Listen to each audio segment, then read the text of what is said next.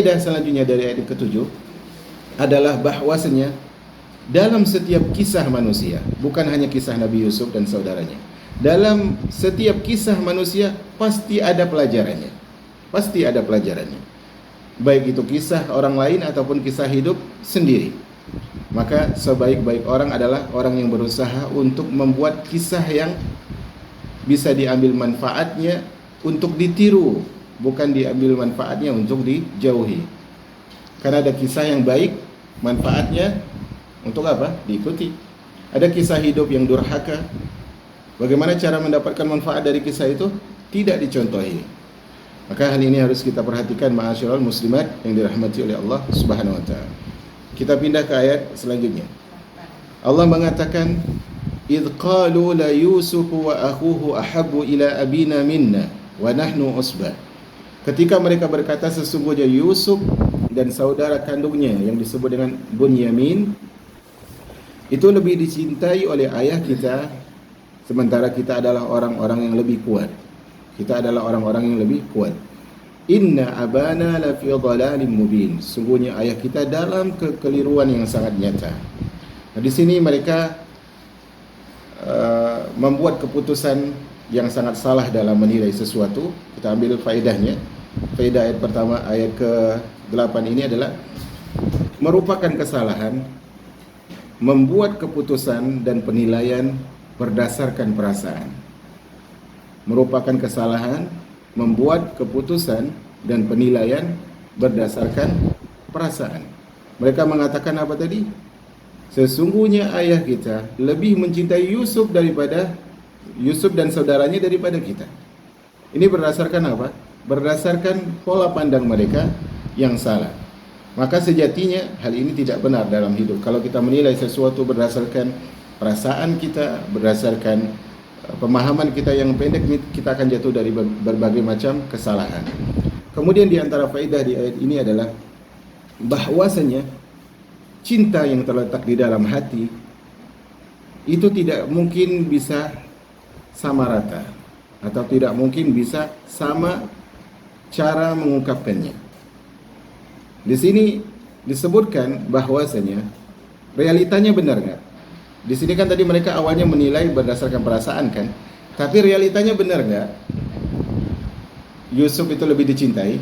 Benar. Kemarin kita sebutkan kan alasan-alasannya, diantaranya karena anak ini anak saleh. Anak ini anak saleh. Tetapi di sini juga mengajarkan kepada kita bahwa cinta yang letaknya di hati itu tidak bisa dipaksa untuk sama.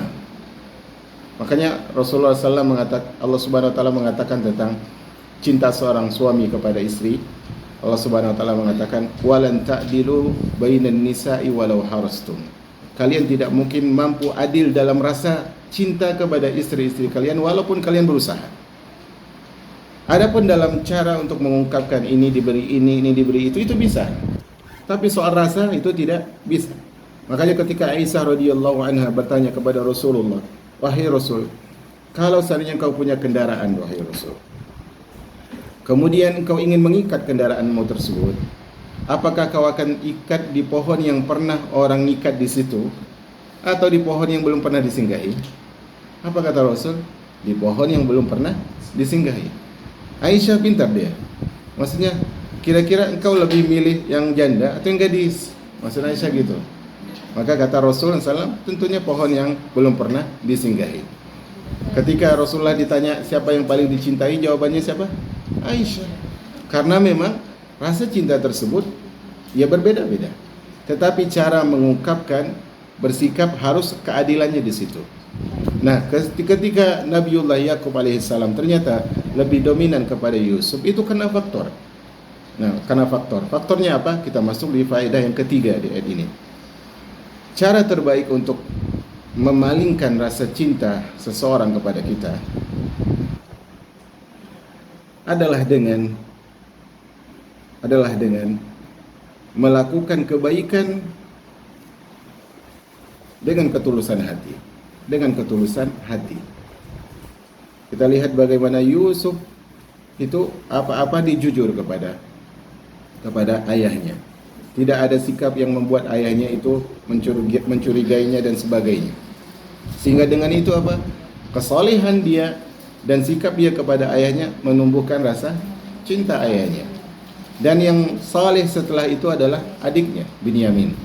Jadi di sebagian para ahli tafsir menyebutkan bahwasanya Nabi Yakub itu menikahi seseorang, kemudian seorang ini dari istri yang pertama ini melahirkan beberapa anak, kemudian meninggal, kemudian Nabi Yakub menikahi adik istrinya yang meninggal, namanya Rahil atau Rahil. Ya, dari itulah lahirnya Nabi Yusuf dan juga bin Yamin. Nah, itu disebut dengan saudara seayahnya Yusuf, 11 dari atau 10 dari saudara-saudara ini.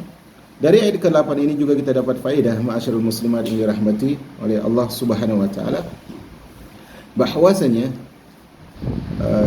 dalam ucapan mereka wa nahnu usbah, kekuatan fisik termasuk juga adalah kekuatan finansial, keuangan, artinya kekuatan zahir yang berupa kekuatan duniawi, itu tidak semena-mena bisa memikat hati, enggak semena-mena. Makanya ketika ada seorang wanita datang kepada Nabi SAW, dia mengatakan, wahai Rasulullah, Muawiyah meminangku, kemudian Abu Jaham juga meminangku.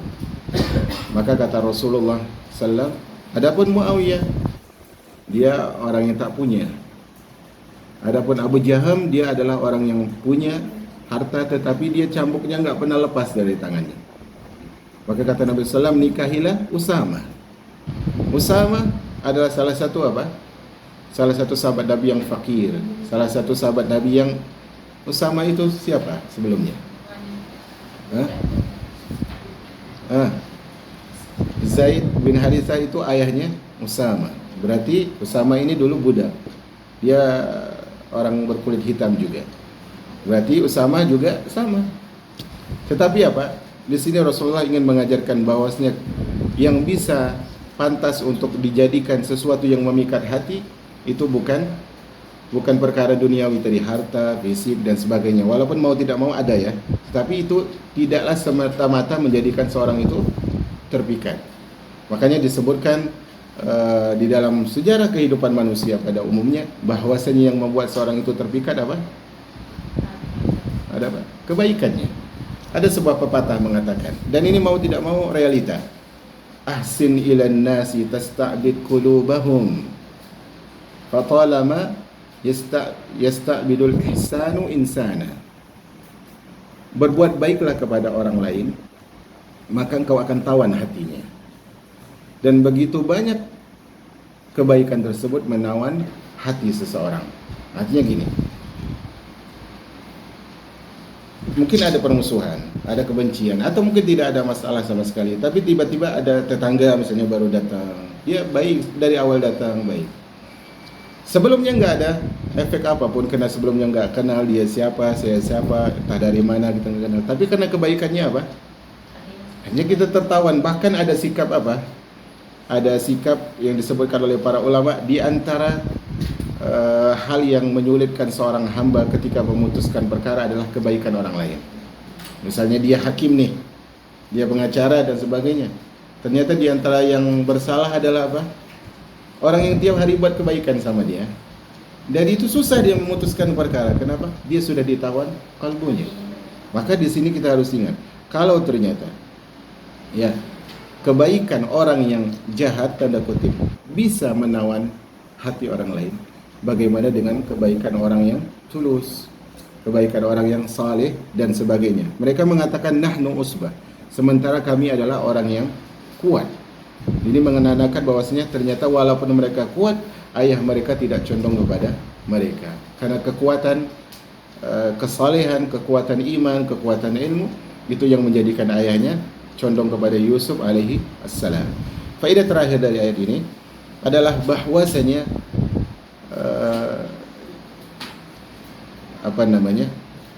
ketika seorang sudah berburuk sangka kepada orang lain, akan muncul kata-kata yang buruk. Artinya awalnya di kalbu, sepertinya gini nih, kemudian muncul apa? Ucapan mencaci, menuduh dan sebagainya. Endingnya nanti apa? Perbuatan kan gitu. Tapi di sini belum. Di sini belum. Maka mereka katakan apa? Inna abana lafi dhalalim mubin. Ayah kita salah besar tuh. Tadi kenapa mereka mengatakan kok bisa-bisa kata ini keluar? Karena sebelumnya mereka sudah berprasangka bahwa kayaknya ayah kita nggak peduli deh sama kita. Ujung-ujungnya keluar juga kan kata-katanya, yaitu ayah kita salah besar. Maka kata Nabi SAW, Iyakum wadhan, fa inna dhanna akzabul hadis. Jauhi oleh kalian banyak-banyak prasangka, karena kebanyakan atau sebagian dari prasangka itu adalah kedustaan. Nah, kita lanjut kepada ayat selanjutnya. Akhirnya mereka membuat keputusan, Uqtulu Yusuf, masih dalam musyawarah. Uqtulu Yusufa aw itrahuhu ardai yakhlu lakum wajhu abikum wa takunu min ba'dihi qauman salihin. Kata mereka, bunuhlah Yusuf. Jadi mereka sepakat dulu ni, kumpul, kemudian mereka bermusyawarah. Bunuhlah Yusuf atau buanglah dia ke suatu tempat, suatu daerah yang asing. Agar apa? Agar perhatian ayah kalian itu berpindah kepada kalian. Tadi cuma Yusuf diperhatiin.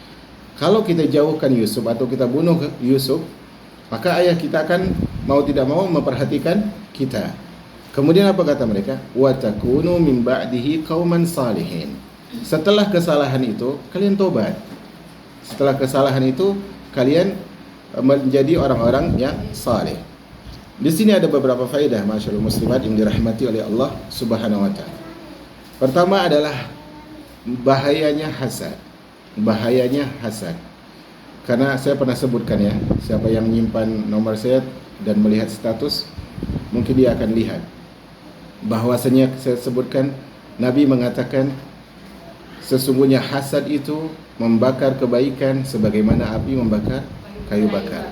Tetapi api yang membakar kayu bakar itu siapa yang melihat, orang di sekitar bisa memadamkan. Tetapi kalau api itu di dalam kalbu kita, di dalam jiwa kita, keluarga kita pun gak ada yang ngerti. Pasangan hidup kita tidak ada yang melihat. Anak-anak tidak ada yang bisa mengamati. Bagaimana cara untuk memadamkan api hasad itu? Makanya hasad ini adalah sesuatu warisan terburuk dari warisan iblis alaihissalam. Dari hasad muncul ujub, dari hasad muncul kesombongan, dari hasad muncul tipu daya dan sebagainya. Maka ini buruk dalam kehidupan seorang hamba. Maka dia harus tahu tidak ada yang bisa menyelamatkan dia di hari kiamat kecuali dia melepaskan sifat hasad. Tetapi apakah setiap orang bisa bebas dari hasad? Jawabannya tidak. Kata Nabi SAW, kata Syekhul Islam Ibnu Taimiyah, ma khala jasadun min hasad. Setiap jasad itu enggak mungkin bebas dari hasad. Setiap jasad pasti ada hasad dan itu real. Tetapi ada perbedaan pelampiasannya. Kalau kena penyakitnya sama kena, tetapi efeknya itu berbeda. Ada yang bisa mengobati, ada yang ternyata dia larut dalam penyakit tersebut. Walakinnal karim yukhfi. Okeylah, semua jasad itu pasti terjangkit hasad. Tetapi orang yang mulia, dia akan pendam tuh hasad. Enggak dilampiaskan, enggak dia praktekkan hasad tersebut. Walakinnal laim yubdi. Tapi orang yang hina, maka dia lampiaskan. Padahal dengan dia memendam hasad saja, dengan dia ikuti kata hasad di dalam hatinya, itu sudah cukup menjadikan dia buruk. Bagaimana kalau dia lampiaskan? Maka apa yang mereka lakukan ini sungguhlah sangat buruk, yaitu termasuk masalahnya adalah penyakit hasad. Kemudian di antara faedah dari ayat ini adalah, yaitu ayat keberapa tadi? Ayat ke-9 adalah ambisi terhadap dunia, baik itu maknawi maupun hakiki, ya, itu akan membuat seorang itu memandang keburukan bukan dengan keburukan. Artinya dia melihat ini seharusnya dosa, tapi menurut dia bukan dosa.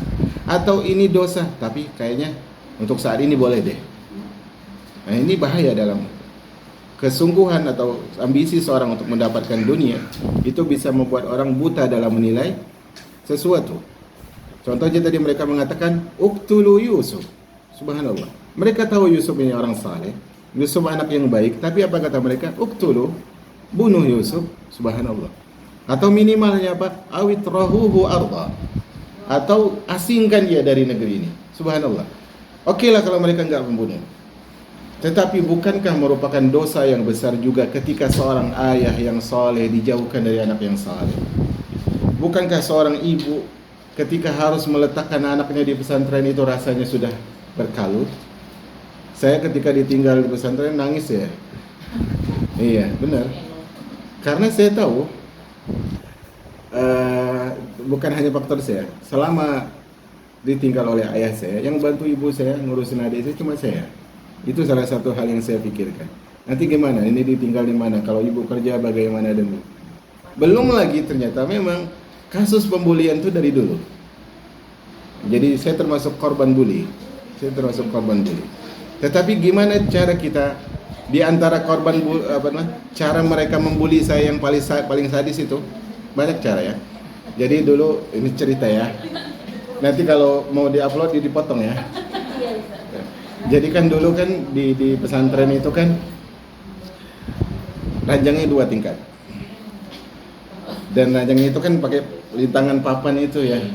Jadi lintangan papan itu hanya dikaitkan sedikit.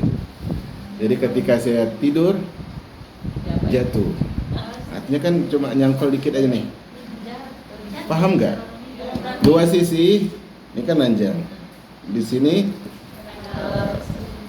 kayu lintangannya itu, sehingga ketika ngayal dikit kasih jatuh. Itu dia. Kemudian saya dilempar di kolam lele. Banyak kasusnya. Tapi itu menurut saya tidak masalah. Bully yang paling besar yang mereka lakukan kepada anak adalah ketika mereka minjam catatan anak, tetapi mereka hilangkan. Itu yang paling sadis. Saat itu ranking turun drastis. Karena nggak bisa belajar. Subhanallah. Dan tapi subhanallah, semoga Allah mengampuni. Dan dengan itu kita bisa jadi motivasi. Sampai mana tadi? Kau bisa lari sini. Ambisi terhadap dunia. Itu bisa membuat seorang menilai sesuatu yang buruk, tapi dengan wajah yang baik. Artinya ini buruk, dilihatnya bukan buruk lagi.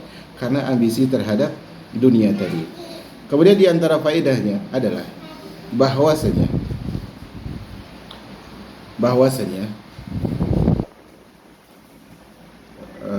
dari firman Allah Subhanahu wa taala wa takunu min ba'dihi qauman salihin.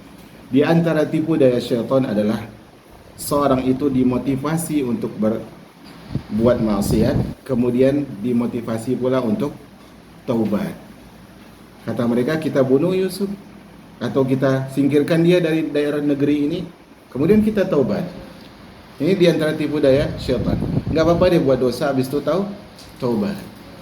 Nggak apa-apa deh, balik dulu. Ini kan lagi kemarin kan kau waktu interaksi dengan riba, uangmu banyak dan sebagainya. Setelah resign dari tempat kerja riba, susah hidupnya.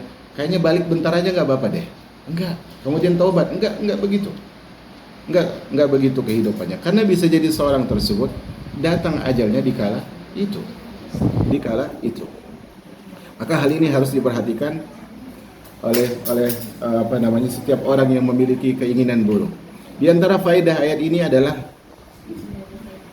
bahwasanya penyakit hati akan membuat seorang lupa bahwa Allah itu Maha melihat dan Maha mengetahui. Lupa bahwa Allah itu Maha melihat, Maha mendengar dan Maha mengetahui. Niat mereka ini Allah tahu enggak? Tahu. Apa yang akan mereka perbuat Allah lihat? Pasti. Ucapan makar dari apakah Allah dengar? Tentu. Tetapi karena apa? Hati yang terkena penyakit sehingga membuat apa? Mereka lupa bahwa Allah Maha tahu, Maha mendengar dan Maha melihat. Nah, banyak ya faedahnya, tapi ayat kita masih sangat banyak. Kita masuk dalam ayat selanjutnya.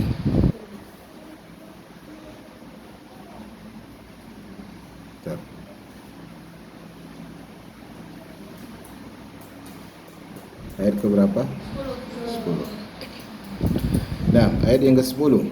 Mereka mengatakan, qala qailun minhum la taqtulu Yusuf. Tadi kan ada dua pilihan kan ya, bunuh atau asingkan. Tiba-tiba ada yang mengatakan di antara mereka, qala qailun minhum. Seorang di antara mereka berkata, la taqtulu Yusuf. Jangan bunuh Yusuf. Karena di antara mereka ini mengerti bahwa dosa membunuh ini besar di sisi Allah Subhanahu wa taala. Sebagian ahli tafsir menyebutkan bahwa yang mengatakan jangan bunuh Yusuf ini adalah saudara terbesarnya, yaitu Rubail.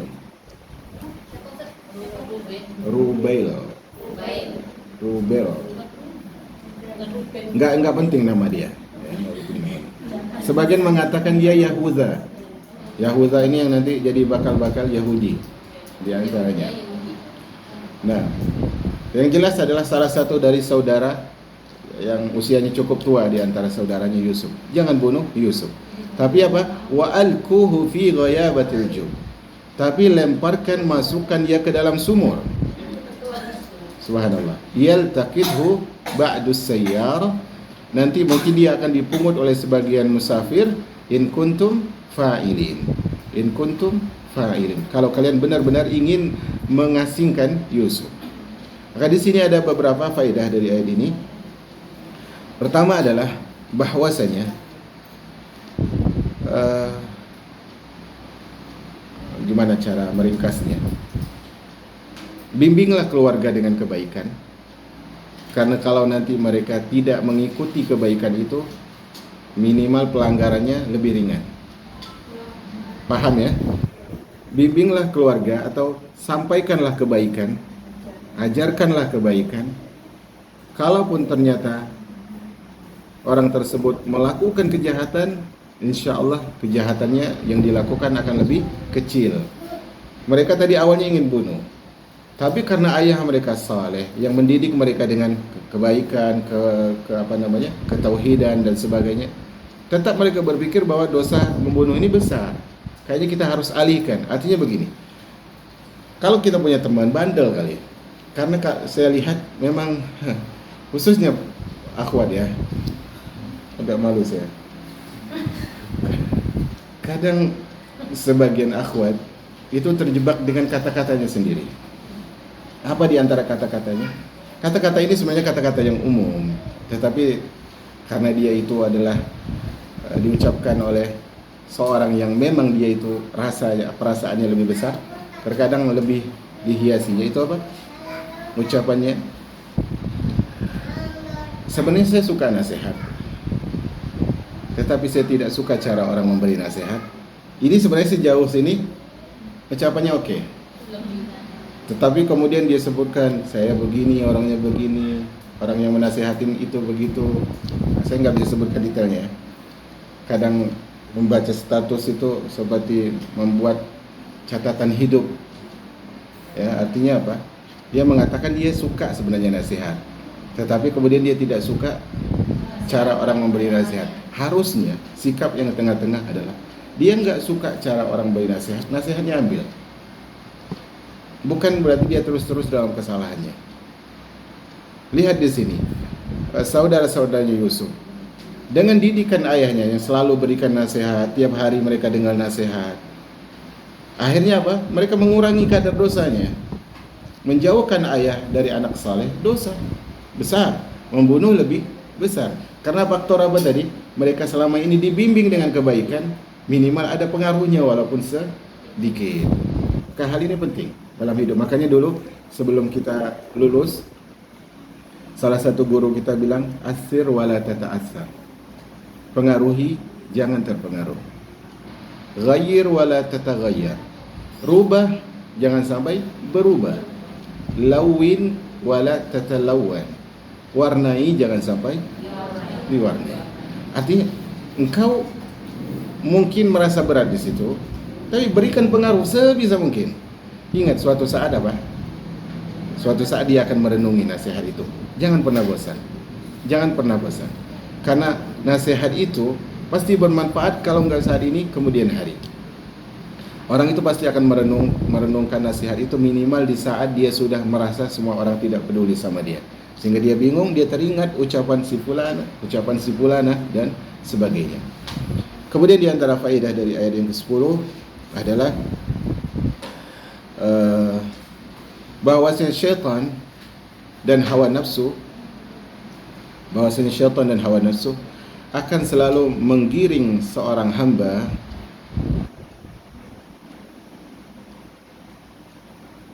kepada maksiat sampai hamba itu merasa nyaman berada dalam maksiat. Jadi syaitan itu begitu, pelan-pelan digiringi, nggak apa-apa lah dikit, nggak apa-apa lah terus, akhirnya dia nyaman. Dan itulah kerjasama antara syaitan dan hawa nafsu, selalu menyuruh kepada maksiat sehingga seorang itu jati dirinya apa? Maksiat. Bukankah di antara sabda Nabi SAW adalah salah satu orang yang tidak akan masuk surga apa? Seorang syekh yang berzina. Syekh ini apa artinya? Seorang kakek-kakek. Orang yang artinya udah ini bukan masanya ente loh. Artinya kakek-kakek harusnya sudah meredam hawa nafsunya. Sudah tidak ada keinginan untuk melakukan perbuatan seperti itu. Tapi apa? Dia lakukan. Kemudian diantaranya apa? Al-ailul fakir, al-ailul mustakbir. Orang miskin sombong. Ente nggak punya, apa yang mau disombongin? Itu kenapa? Karena dia sudah nyaman dengan maksiat. Wataknya sudah seperti itu. Dan ini bahaya kalau jadi watak seorang hamba. Kemudian di antara faedah terakhir dari ayat 10. Ayat kita banyak tadi adalah bahwasanya di antara faedah selanjutnya adalah dari ucapan mereka, in kuntum fa'ilin, jika kalian ingin benar-benar mengerjakan. Artinya sebenarnya seorang, ini faedah ya, seorang ketika dia punya niat untuk melakukan dosa, sebelum melakukan sebaiknya dia pikir lagi, karena di situ masih ada waktu. Karena mereka mengatakan kalau kalian benar-benar ingin melakukannya, berarti kan masih ada kesempatan mikir tuh. Nah, di sini juga saya tambahkan satu faedah lagi, bahwasanya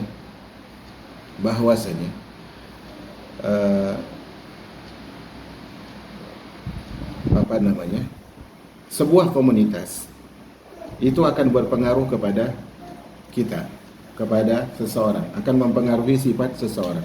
Komunitas akan mempengaruhi itu. Dan saya tidak yakin, sebagaimana disebutkan oleh para ulama, tidak semua saudaranya Yusuf ini level kebenciannya sama, enggak semua. Tetapi apa? Biasanya yang sedikit levelnya itu kan lebih mendem ya. Artinya nurut aja deh, dia abang ana dan sebagainya, dia kakak ana, dia senior dan sebagainya. Maka ini penting kita untuk memilih apa? Memilih lingkungan. Ayat yang ke-11. Qalu ya abana. Ini mereka sudah mulai, keputusannya apa tadi? Akhirnya mengasingkan Yusuf. Qalu ya abana. Mereka berkata wahai ayah kami. Di sini mereka panggil dengan ayah kami. Artinya mereka menggunakan lafaz yang sangat berusaha mendekatkan diri kepada ayahnya. Malaka la ta'manna ala Yusuf. Mengapa engkau tidak percaya bahwa kami itu bisa menjaga Yusuf? Jadi sebelumnya ayahnya ini sudah ngerti bahwa mereka ini orang-orang yang punya makar buruk terhadap Yusuf. Makanya tadi di awal surat apa? Jangan ceritakan. Wa inna lahu lanasihun. Karena mereka sudah tahu bahwa ayah mereka ini enggak percaya sama mereka. Mereka berusaha buat metode untuk melembutkan hati ayah mereka agar condong kepada mereka. Wa inna lahu lanasihun. Padahal kami ini wahai ayah adalah orang yang menginginkan kebaikan buat Yusuf. Nah, ini di antara tipu daya. Kita akan ambil faedahnya. Di antara faedah di sini adalah tidak semua orang yang mengatakan menginginkan kebaikan realitanya demikian. Pahami bahasanya? Tidak semua orang yang mengatakan dia menginginkan kebaikan, realita dia itu demikian. Tidak semua. Kadang ucapannya itu adalah apa? Adalah sekedar make up yang tebal. Artinya apa? Sebenarnya dia niatnya buruk. Dia mengatakan kami ingin baik, niat kami begini. Subhanallah. Maka ini perlu kita perhatikan, ma'asyarul ummah yang dirahmati oleh Allah Subhanahu wa taala. Kemudian di antara faedahnya adalah bahwasanya seorang hamba itu dituntut untuk menjadi orang yang cerdas, menilai orang yang di sekitarnya. Cerdas lah ya, dalam artian cerdas di sini bukan semena-mena kayaknya fulan begini, fulanah begini, tapi dia harus cerdas. Cerdas nanti akan saya sebutkan. Harus menjadi orang cerdas untuk menilai orang sekitarnya, apakah dia orang yang benar-benar menginginkan kebaikan atau mencelakakannya. Bagaimana cara kita menilai itu? Cara kita menilai itu adalah orang tersebut sering mengingatkan kita dalam kebaikan. Walaupun lauknya tempe terus, selama tempenya halal, nggak masalah. Paham ya? Artinya mungkin kita bosan tempe lagi. Jadi di pesantren itu ada dua sate. Sayur tempe sama sayur terong. Jadi tempe lagi, nggak apa-apa. Yang penting apa? Halal. Artinya bagaimana? Kalau ini orang nih nasihatin lagi, ini terus nasihatnya sama lagi kayak, nggak apa-apa. Asal apa? Asal dia nasihat, dengan itu kita bisa menilai dia. Bisa menilai dia. Orang ini menginginkan kebaikan atau tidak. Karena ada kan kadang-kadang kasusnya seperti ini. Kita ke sana yuk. Nggak apa-apa lah, bentar aja kan, nanti abis itu kan. Itu bahasanya mak-mak kadang ada gitu. Kadang ada dengar tuh habis kajian lagi ngomong, kita ke sana yuk. Nggak boleh loh ini. Nggak apa-apa kan, bentar aja. Entah ngomong apa nggak tahu ya. Tapi nggak apa-apa kan, bentar aja, subhanallah. Karena ajal itu datangnya sebentar. Maka kita harus menilai orang sekitar kita. Dia menginginkan kebaikan atau tidak, itu dilihat bagaimana nasihat dia dalam kebaikan. Makanya duduk bersama orang-orang saleh itu mengenyangkan. Dan ini kita alami sendiri. Duduk bersama orang saleh, kalaupun kita pulang ke rumah nggak ada makanan, itu sudah cukup. Duduk sama orang saleh, dia akan melupakan bahwa kita itu lapar. Yakinlah, kalau kita duduk sama orang saleh, dia akan menjadikan kita tidak ingat bahwa kita belum makan, bahwa kita nggak punya beras, bahwa kita sedang ada masalah dan sebagainya. Selama teman itu saleh. Maka Umar bin Khattab mengatakan, liqa'ul ikhwan jala'ul ahzan. Kumpul bersama saudara-saudari seiman itu adalah penghibur lara. Penting itu. Penting ya. Jadi dijadwalkan nggak masalah.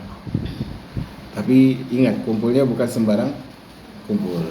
Nah, kemudian selanjutnya, ayat selanjutnya. Sampai jam berapa? Sampai jam 3. Hah? Sampai jam 3. Jam 3. Arsilhu ma'ana. Wahai ayah kami, kirimkan Yusuf, biarkan dia pergi bersama kami. Ghadan yarta' wa yal'ab. Besok agar dia bisa bersenang-senang, agar dia bisa bermain. Wa inna lahu lahafizun. Dan sungguh kami akan menjaga. Perhatikan bahasa mereka meyakini ayahnya. Pertama apa? Wa inna lahu lanasihun. Ayat sebelumnya, sesungguhnya kami menginginkan kebaikan bagi Yusuf. Ayat ini apa? Wa inna lahu lahafizun. Kami akan menjaga Yusuf. Di sini kita bisa lihat ya, bagaimana orang tersebut kalau sudah berambisi untuk suatu keburukan, dia akan melakukan kedustaan demi kedustaan. Faedahnya apa? Dosa akan memanggil saudarinya. Kata para ulama, al-ma'siyatu tad'u ukhtaha. Dosa itu akan memanggil saudarinya. Nih, sudah ada satu dosa, dia manggil, ikut yuk. Ke mana? Ke situ tuh. Anda juga mau ikut lah. Gitu ibaratnya ya, bahasa sederhananya gitu. Makanya kata Nabi sallam, wa innar rajul la yataharral kadhib hatta yuktaba indallahi kadzaban. Sungguhnya seorang itu dia berbuat dusta, berkata dusta, dan dirinya terbiasa dengan dusta sampai akhirnya dia disebut sebagai pendusta. Tadi dia cuma disebut ente dusta, kemudian ujung-ujungnya apa? Ente pendusta. Beda, ente berdosa dengan ente pendusta beda. Kasusnya sudah begitu larut. Kemudian di antara faedahnya dari ayat ini adalah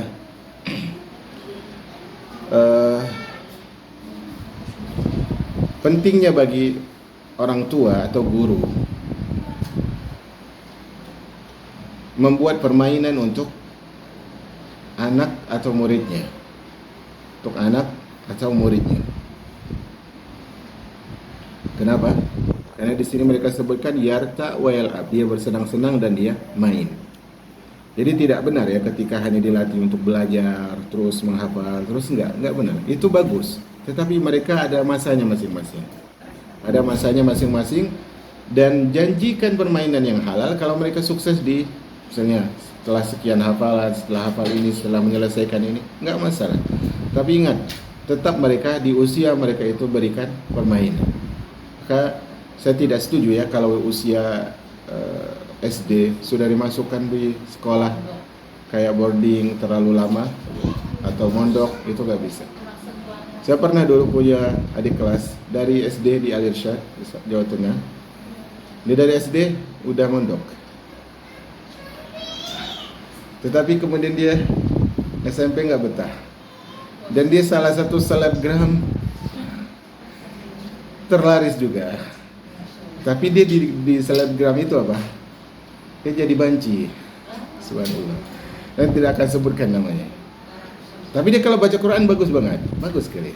Artinya ada kalanya dia itu masih ingat bahwa itulah pentingnya kebaikan itu tetap ada. Intinya Pak, dia itu bosan dengan pendidikan tadi karena dia sudah dari kecil udah gitu. Dari kecil jauh dari orang tua. Makanya kalau saya pribadi menyarankan kalau usia SMP mondoknya di dalam kota saja. Mondoknya di dalam kota saja. Kalau dia mau melanjutkan di luar kota, dan rata-rata kan yang bagus di luar kota ya. Untuk saat ini saya tidak punya pondok yang saya sarankan di kota Batam. Kadang Ustadz Fulan bilang ini di sini, ini kasusnya ini, sehingga kalau ditanya pondok apa saya nggak bisa jawab. Ada pondok yang bagus tapi nggak punya sistem. Ada pondok yang punya sistem tapi gurunya asal-asalan. Ada yang punya sistem dan gurunya bagus, pengurus yayasannya bermasalah. Dan banyak. Jadi kalau mau keluar kota sebaiknya di usia setelah SMP. Setelah SMP itu dia bisa mandiri dan waktu perpisahan dengan keluarga pun tidak terlalu jauh dan sebagainya. Jadi penting bagi anak-anak tersebut menikmati usianya masing-masing. Makanya kalau ada pesantren usia SMP itu dibebaskan, artinya kadang kan ada istilah kayak gini, pesantren berbasis kompetensi, berbasis bakat dan sebagainya. Coba dilihat berbasis kompetensi, berbasis bakat itu dilihat apakah mereka itu bebas untuk melakukan bakat mereka tadi, misalnya bakatnya cocok tanam, bakatnya ini dan itu. Kalau ternyata di usia SMP itu belum cocok, karena mereka tidak bisa membedakan mana bermain, mana belajar.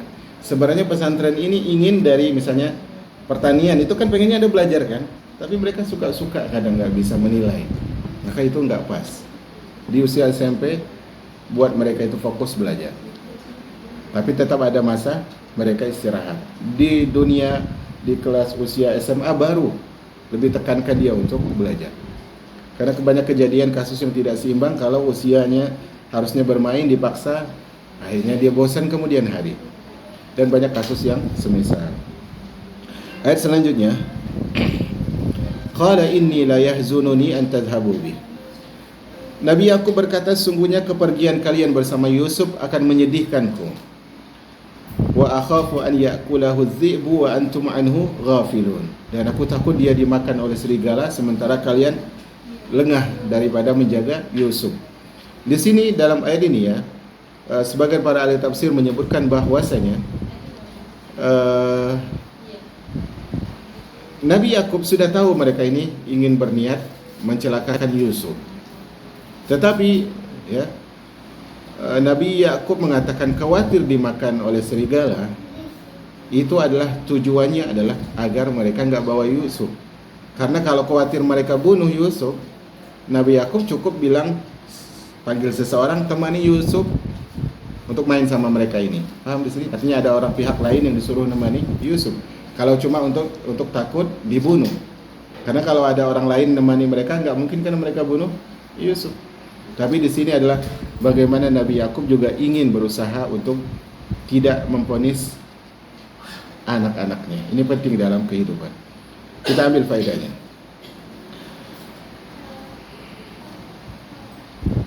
Di antara faedah ayat ini adalah bahwasanya, gimana cara mengungkapkannya? Kehilangan seseorang dan sesuatu yang dicinta itu akan melukai hati.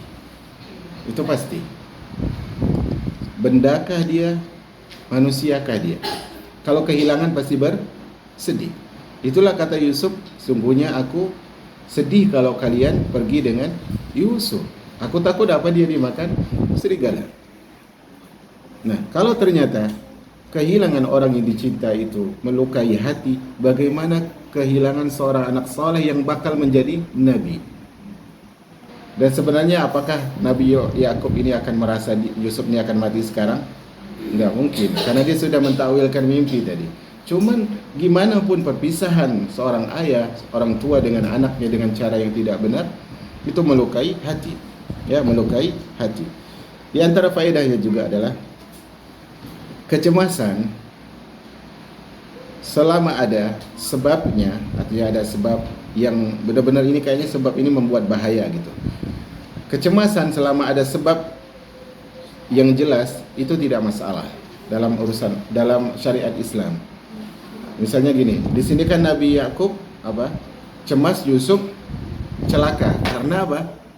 Sebabnya jelas tidak, karena saudara Yusuf memang udah bermakar. Kalau cemasnya begini, cemas nih, saya besok misalnya khawatir besok saya tidak misalnya seorang istri ya, khawatir besok suami saya nggak dapat pekerjaan misalnya. Ini nggak benar, karena urusan rezeki pasti sampai kepada orang tersebut. Tapi kalau ini kan jelas alasannya, orang sudah bermakar, sementara apa? Dia tidak tahu dan tidak bisa berbuat, maka hal itu tidak masalah dalam kekhawatirannya. Termasuk khawatir misalnya adalah misalnya kalau anak saya masuk pesantren, sementara dia belum mandiri selama ini. Nah, ini sebenarnya adalah kekhawatiran yang perlu dicek lagi. Tinggal kita komunikasi sama pihak sekolahnya dan sebagainya. Di antara faedahnya, saya berusaha keluarkan ya.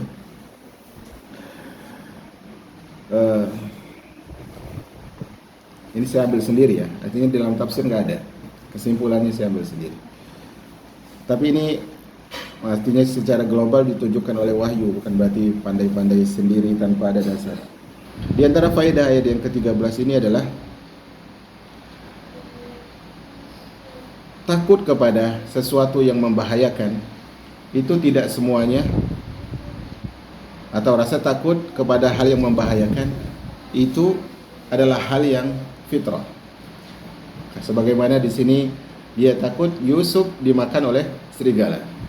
Serigala bisa membahayakan? Bisa. Kuburan bisa membahayakan? Tidak. Maka dia tidak fitrah. Dia tidak fitrah dan tidak syar'i. Yang ini takut kepada hal yang membahayakan itu adalah fitrah. Kemudian faedah terakhir dari ayat ini adalah bahwasanya kelalaian bisa menghadirkan kebinasaan. Kelalaian bisa menghadirkan kebinasaan. Dari mana kira-kira pendalilannya? Wa antum anhu ghafilun, dan sementara kalian lalai atau lengah.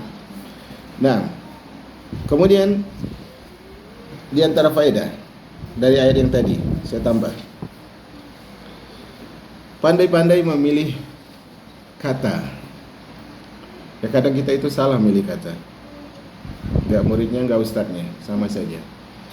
Pandai-pandai memilih kata yang nyaman didengar oleh telinga. Yang nyaman didengar oleh telinga. Sehingga apa? Sehingga seorang bisa menerima kata-kata itu. Sehingga seorang bisa menerima kata-kata itu. Di sini apa tadi?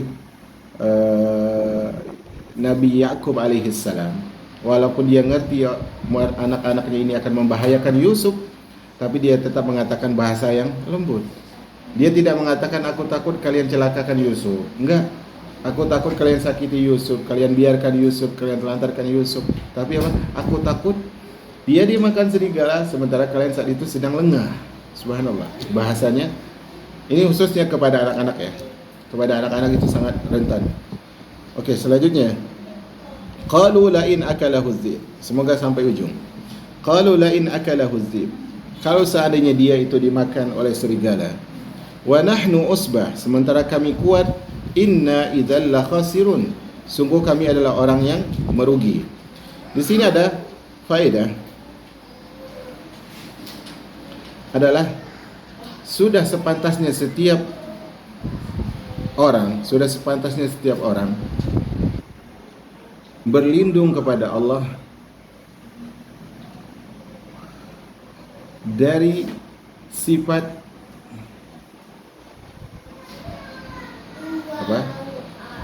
mencari alasan untuk membela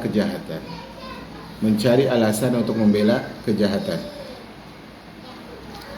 Mereka tadi mengatakan, kalau kami biarkan dia dimakan serigala sementara kami kuat, ini apa? Kan dia membela. Padahal mereka sudah berniat tadi. Tapi alasannya apa? Kami kuat, nggak mungkin. Maka itu tidak boleh seorang. Sama misalnya. Makanya saya selalu katakan ya dalam kajian, memang dalam masalah hati orang nggak bisa lihat kita. Tetapi kejujuran kita itu yang dilihat oleh Allah Subhanahu wa Ta'ala. Ada seorang datang kepada Nabi SAW. Ini pernah saya sebutkan beberapa pekan lalu. Seorang Arab Badui, sahabat nggak kenal dia.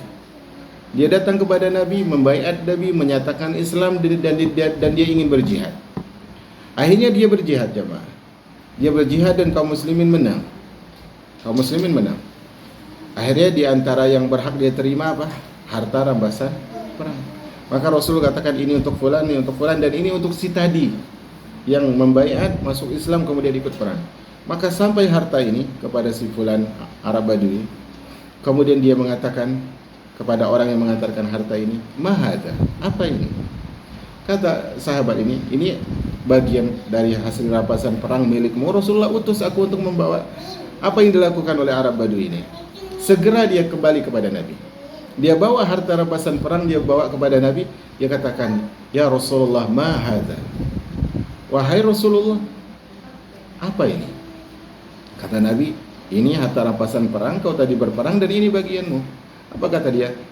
Mali ajli hadza jahadtu fi sabilillah. Wahai Rasulullah, bukan untuk ini aku berjihad. Tapi aku berjihad untuk aku berperang. Kemudian orang memanahku, kena leherku, tembus di sini wahai Rasul. Kata Rasulullah, intasduqillah yasduqka. Kalau kau jujur, Allah akan jujur. Kalau kau jujur, Allah akan wujudkan keinginanmu. Akhirnya ada perang lagi. Kemudian akhirnya kaum muslimin berusaha untuk mengumpulkan orang yang syahid. Kata Rasulullah ketika didatangkan oleh seorang sahabat atau beberapa sahabat membawa seorang yang syahid, kemudian lehernya tertusuk panah.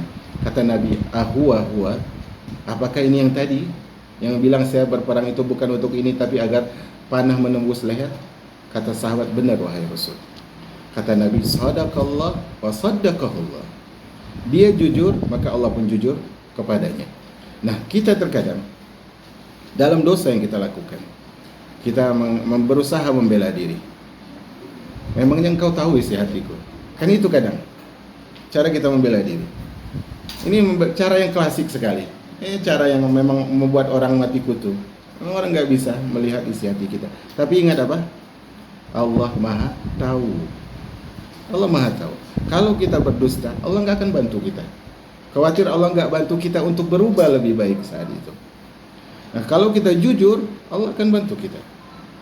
Makanya sebaik-baik dosa adalah dosa yang menghadirkan penyesalan di sisi Allah Subhanahu wa Ta'ala. Maka kita berlindung kepada Allah dari sebuah sifat berusaha untuk membela kejahatan.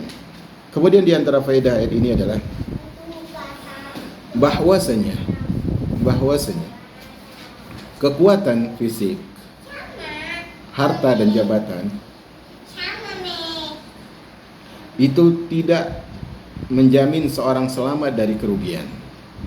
Tidak menjamin seorang selamat dari kerugian. Karena perkara ini adalah perkara apa? Ketaatan kepada Allah.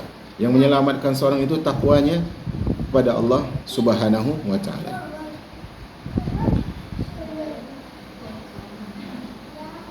Selanjutnya, nah, kita masih panjang ini. Selanjutnya adalah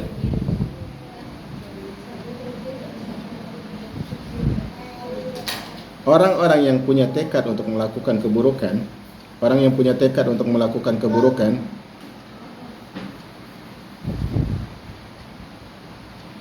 akan berusaha meyakinkan orang lain akan berusaha untuk meyakinkan orang lain bahwa mereka orang baik. Paham ya? Paham ya? Artinya dia kalau udah ambisi dengan keburukan, berbagai macam cara dia gunakan untuk meyakinkan, saya ini bukan niat buruk loh. Buktinya gini, saya punya kemampuan ini, saya punya relasi ini, saya punya jejak begini dan begitu, rekodnya begini dan begitu. Demi apa? Demi untuk melakukan kejahatan tersebut. Maka hal ini harus kita perhatikan ma'asyiral al-muslimat. Ayat ke-15. Kita ayat berapa tadi? 14. Hah? Sekarang 15. Enggak, terakhir kita baca. Bukan yang 15. berhenti tadi. Iya, tadi 15 berhenti. Yakin? Saya nggak bisa baca. Iya, yang saya baca di Al-Qur'an ya. 19. Ya udah kita ngebut. Ya. Oke. Falamma zahabu bihi, tatkala mereka pergi membawa Yusuf, wa ajma'u ay yaj'aluhu fi ghayabatil jub, dan mereka sepakat membuangnya di sumur. Wa auhayna ilai latunabbi'annahum bi amrihim hadza wa hum la yash'urun. Dan kami wahyukan kepada Yusuf dan kami beritahukan kepada Yusuf bahwasanya Allah akan berikan kabar kepada Yusuf tentang makar mereka ini sementara saudara mereka tidak ngerti. Di sini menandakan bahwasanya Yusuf ini sejak dini sudah ada tanda-tanda kenabiannya. Dan wallahu alam, di sini dia belum jadi nabi. Wallahu alam. Tetapi masih berupa ilham. Berupa ilham bahwasanya akan dibisikkan di hatinya, suatu saat engkau akan ceritakan kisah ini kepada mereka. Nanti kan endingnya dibongkar tuh sama Yusuf. Ini dan seterusnya. Sementara mereka nggak ngerti bahwa engkau saat ini merekam apa yang mereka lakukan. Di sini ada beberapa faedah. Yang pertama adalah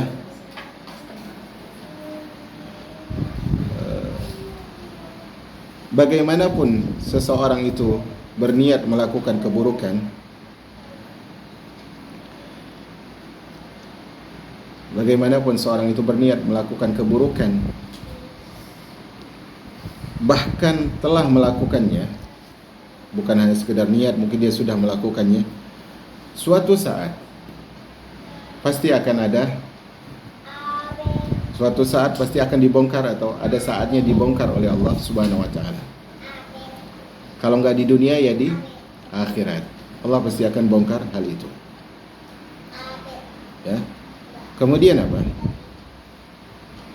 Di antara faedah dari ayat ini adalah Allah maha lembut kepada hamba-hambanya yang jujur, hamba-hambanya yang saleh, terserah bahasanya, hamba-hamba yang saleh. Bagaimana kelembutannya? Yaitu Allah berikan ketenangan kepada hamba itu walaupun orang jahat bermakar. Kelembutan Allah kepada hambanya yang saleh dengan diberikan ketenangan walaupun orang jahat bermakar. Makanya kalau kita lihat ustaz-ustaz kita yang sudah makan asam garam dalam dunia dakwah, slow saja mereka, slow saja, tidak peduli dengan makar orang, ya, tidak peduli, karena Allah Subhanahu wa taala kasihkan ketenangan dalam hati mereka. Hal ini perlu kita contoh, dan ketenangan itu munculnya bagaimana? Munculnya adalah kalau kita membiasakan diri untuk menjadi orang yang berada di jalur kebenaran. Karena yang membuat seorang yakin itu adalah kebenaran itu, bukan kekuatan dirinya. Orang kalau kuat tapi dia salah, gelisah enggak? Gelisah. Punya uang kalau dia salah, gelisah? Tetap gelisah, walaupun dia bisa disewa orang. Tapi orang kalaupun dia lemah, dia sakit, dia miskin, dia enggak punya orang membela dia, selama dia dalam kebenaran, apakah dia takut? Enggak. Karena ketenangan itu membawa kebahagiaan. Kemudian di antara hikmahnya dari ayat ini adalah bahwasanya akibat dari keburukan atau dampak buruk ya bahasa lainnya, itu bisa saja dirasakan oleh seseorang, bisa saja menimpa seseorang tanpa dia sadari. Contohnya adalah seorang misalnya dia melakukan maksiat dulu. Tiba-tiba dia berpikir, ini salah saya apa ya? Kok tiba-tiba saya diuji dengan ini? Kan dalam hidup kadang orang merasa itu, apa salah saya kok teman saya begini? Apa salah saya kok keluarga saya begini? Apa salah kok rezeki saya begini? Kenapa? Dia lupa, dulu pernah ada benih yang ditanam. Mungkin saat itu dia tidak tumbuh, tapi kemudian dia akhirnya setelah berlalu waktu demi waktu, dia akan menghadirkan hasilnya. Yang baik menghasilkan baik, yang buruk menghasilkan buruk. Kita lanjut ayat selanjutnya, sikat saja. Waja'u abahum isya'an yabkun. Dan mereka mendatangi ayah mereka di saat hari sudah gelap dalam keadaan menangis.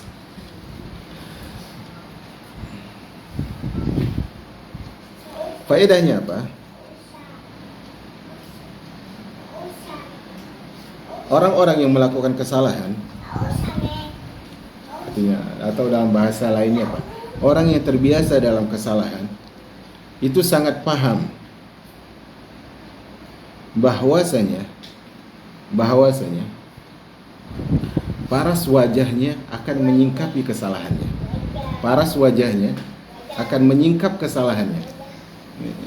Biasanya diwakilkan oleh apa? Oleh mata. Artinya kadang wajah itu kan nggak bisa bohong bahwasanya realitanya bukan seperti itu. Sehingga apa? Dalam kasus ini apa? Mereka nangis, menambahkan lagi supaya wajah yang datang sedih itu nggak cukup, maksudnya kita harus buat lagi supaya lebih dramatis. Dan ini luar biasa ya, keburukan demi keburukan itu. Subhanallah. Sehingga apa? Sehingga mereka bersungguh-sungguh memakai kain hitam di tengah malam yang kelam. Itu bahasanya. Paham tidak? Sehingga berusaha dia menutup diri dengan kain hitam di tengah malam yang gelap kelam. Malam udah gelap, orang nggak nampak dengan dia. Tapi gimana supaya orang nggak tahu? Dia pakai penutup dengan kain hitam. Itu orang yang sudah melakukan kesalahan. Biasanya begitu, tapi tetap ketahuan juga pada akhirnya. Nanti pada akhirnya. Faedah yang lain adalah tidak semua air mata itu harus diapresiasi. Atau bahasa lain, tidak semua air mata itu tanda kejujuran. Jadi kalau teman-teman lihat ustadznya nangis lagi ceramah, itu belum tentu dia jujur. Tapi semoga itu dia jujur di hadapan Allah Subhanahu wa taala. Ketika seorang nangis lagi imam, belum tentu itu kejujuran. Banyak faktor. Diuji ketika dia sendiri di hadapan apa? Diuji ketika dia sendiri di hadapan Allah Subhanahu wa taala. Di tahajudnya apakah dia nangis?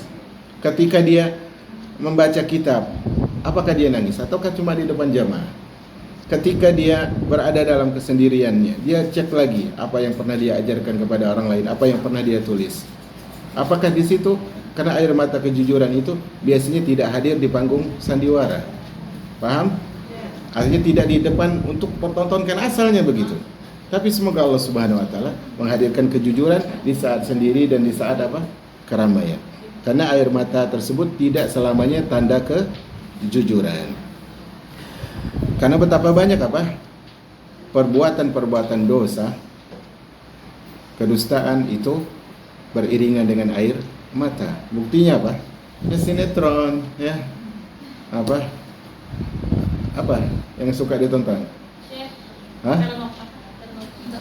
Oh, nggak pernah nonton. Nah. Kita lanjut ayat selanjutnya. Sikit lagi, udah jam 3 ini. Ayat 17. Qalu ya abana inna zahabna nastabiqu wa tarakna yusufa inda mata'ina. Mereka mengatakan, wahai ayah kami, sungguhnya kami lomba lari, kemudian kami tinggalkan Yusuf di sisi barang-barang kami. Fa'akalahu adh-dhi'bu, kemudian dia dimakan serigala. Wa ma anta bimu'minin lana walau kunna shadiqin. apakah engkau juga tidak percaya wahai ayahanda walaupun kami orang yang jujur.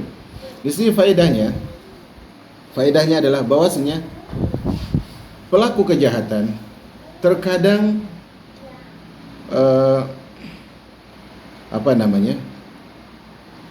meminta uzur. Pelaku kesalahan terkadang meminta uzur, ya, dari kesalahan yang mereka perbuat, walaupun uzur itu diberikannya sedikit. Atau bahasa lainnya apa? Pelaku kejahatan terkadang meminta uzur dari orang lain, walaupun uzurnya cuma ya nggak uzur-uzur banget lah, oke lah. Perkara ini dimaafkan, tapi yang ini enggak. Artinya selama diberi uzur dia masih berharap. Di sini saudaranya Yusuf, ya, mereka membawa Yusuf untuk apa? Untuk dijaga kan tadi janjinya, untuk dipelihara dan sebagainya. Tetapi apa? Ternyata mereka celakakan. Kemudian apa? Mereka mengatakan, walaupun kami jujur, apakah engkau tidak percaya wahai ayahanda? Maksudnya walaupun sedikit kasihlah, kali ini kami jujur. Maksudnya kasihlah uzur walaupun sedikit. Dan ini bahaya, ya, bahaya seorang tersebut. Dengan makar tersebut dia pasti akan menutup dengan kedustaan. Faedah selanjutnya adalah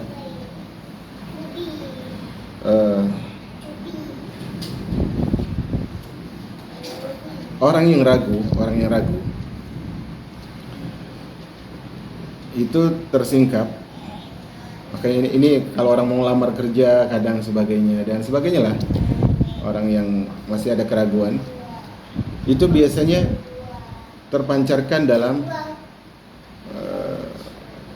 paras wajahnya. Di sini kan mereka tadi kan ragu, ayah ini kayaknya nggak percaya deh, tapi semoga percaya. Makanya mereka mengatakan kami menemani Yusuf, kami lomba lari, kemudian kami tinggalkan dia di sini, dia dimakan serigala. Tapi sepertinya ayah nggak percaya walaupun kami jujur. Ada ragu mereka. Nah itu nampak dari segi wajah seseorang atau dari kesalahan lisan. Tapi tidak semua orang yang salah ngucap itu salah loh ya. Kadang memang dia lidahnya belibet. Apa sih? Iya. Gimana? Itu aja salah tadi barusan saya. Apa? Ya, lisannya susah lah ya, gitu ya. Begitu ya. Artinya, tapi di antaranya adalah keraguan tersebut muncul karena dengan sebab paras wajah itu membuktikan dia ragu, atau kesalahan ucapannya, atau salah dalam bertingkah itu membuat dia ragu. Nah, itu ada dalam ucapan mereka ini. Sebenarnya banyak faedahnya. Ayat 18, 2 ayat lagi. Ayat terakhir ini. Oke. Waja'u ala qamisihi bidamin kadzib. Mereka membawa gamisnya Yusuf, bajunya Yusuf dengan darah yang sudah dilumuri, dan darah itu adalah darah palsu. Qala bal sawwalat lakum anfusukum amra. Kata ayahnya, jiwa buruk kalian telah di situ terjemahnya? Saya khawatir salah terjemah. Qala bal sawwalat lakum. Enggak, setelah mendatangkan gamis dengan darah yang palsu. Waktu berkata, sebenarnya hanya dirimu sendirilah yang memandang baik urusan yang buruk itu. Nah, berarti benar. Jiwa kalian telah menipu kalian. Artinya membuat kalian memandang itu baik. Fasabrun jamil, dan hanya kesabaran yang indah yang ada. Wallahul musta'anu ala ma tasifun. Dan Allah lah tempat minta pertolongan dari apa yang kalian sifati. Di sini ada beberapa faedah. Ada ucapan ulama disebut az-zanbu waludun. Walud itu apa? Tazawwajul walud al-wadud. Walud apa? Nah, az-zanbu walud artinya dosa tersebut melahirkan anak. Artinya sama seperti tadi dosa memanggil saudarinya. Ya. Kenapa demikian? Kenapa disebutkan oleh para ulama dosa itu melahirkan anak, ibarat seorang ibu yang subur, gitu ya? Kenapa? Karena dalam kisah ini, ya, mereka rela sekali. Ketika tadi mereka sudah tahu ayah mereka itu sedih melepaskan Yusuf, tiba-tiba mereka bawa pakaian Yusuf tapi berlumuran darah. Harusnya kalau mereka menjaga perasaan ayah mereka, ya sudah nggak usah bawa. Bilang aja Yusuf itu meninggal, dimakan oleh serigala. Sehingga apa? Kan ini pakaian seseorang itu kan masih ada aromanya dia kan ya. Makanya nanti kan Yusuf ngasih pakaiannya sehingga ayahnya hilang butanya kan, demikian gitu. Nah ini parah. Sehingga yang satu aroma putranya, yang satu aroma darah. Dan itu cukup memberatkan hati seorang hamba. Faedahnya, di antara faedah ayat ini adalah bahwasanya kesalahan seorang itu atau kesalahan yang dilakukan seorang itu terus-menerus akan membutakan mata imannya,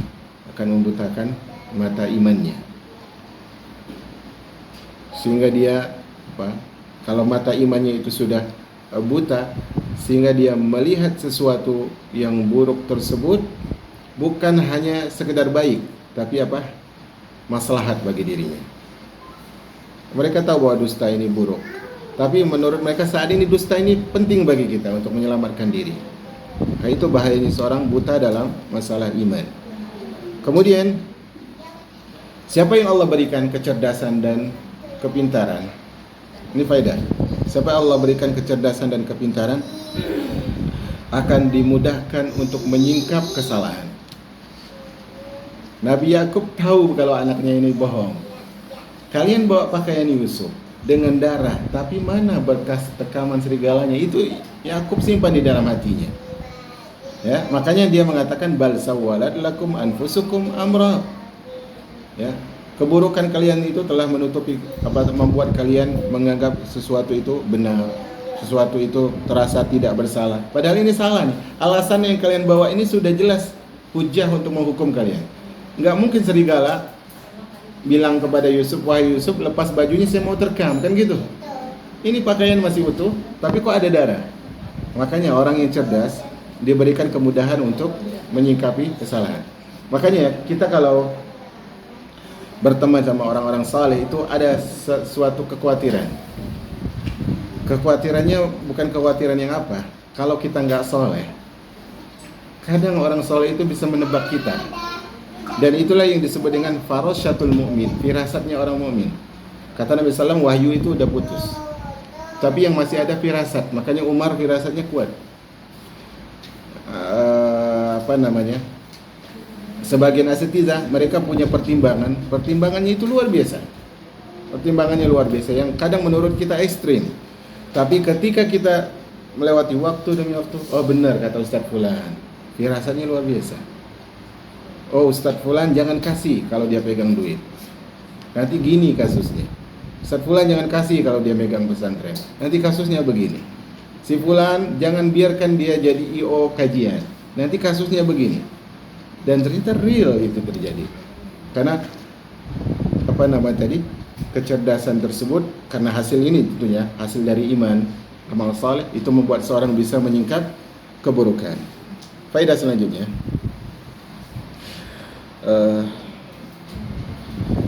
seorang hamba bukan hanya dituntut untuk sabar dalam musibah, tetapi dia dituntut untuk sabar yang indah, dan sabar yang indah tersebut adalah, atau sabar yang indah itu memiliki beberapa ciri. Ciri pertama, tidak mengeluh kepada selain Allah, Subhanahu wa ta'ala. Kemudian tidak merasakan putus asa terhadap takdir. Itu bahasa simpelnya, tidak merasakan putus asa terhadap takdir. Kemudian menyerahkan urusan hanya kepada Allah Subhanahu wa ta'ala. Ini ada sabda Nabi, innamas sabru inda sadmatil ula. Sabar itu ketika hentakan pertama. Itulah sabar. Jadi dia enggak ngeluh, Nabi Yakub enggak ngeluh. Dia langsung mengatakan sabrun jamil. Kemudian apa katanya? Wallahul musta'an. Allah tempat minta pertolongan. Subhanallah. Itu sehingga kesabaran dia ini kesabaran dia ini Ini saya ringkas ya kisah Nabi Yusuf dari awal sampai akhir surat Yusuf. Yusuf sabar dengan kasus yang ada. Yakub sabar dengan kasus yang ada. Istri Al-Aziz yang disebut sebagai Zulaikha, dia awalnya menderita, tapi kemudian dia bersabar. Oke? Salah satu penghuni penjara yang sama Yusuf, dia sabar. Dia difitnah masuk penjara, tapi dia sabar dengan fitnah tersebut. Semua kesabaran mereka ini endingnya nanti akan happy ending, bahagia. Demikianlah seorang dia ketika menelan pil pahit, kesabarannya tersebut akan berbuah sehat. Maka itu penting ya, seorang senjata yang paling minim yang dimiliki oleh seorang hamba adalah apa? Syukur dan sabar. Itu senjata yang paling minim. Syukur dan sabar. Oke, faedah selanjutnya.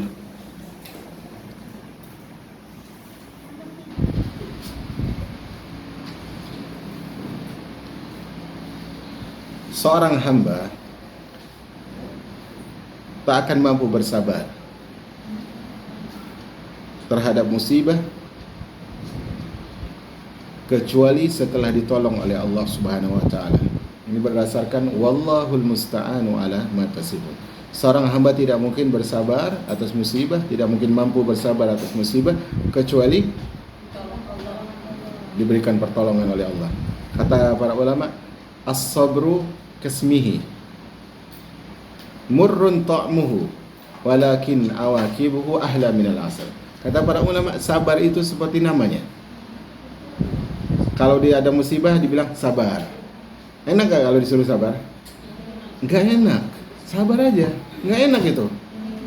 Tapi kata para ulama, sabar itu seperti namanya. Murrun ta'muhu, rasanya pahit.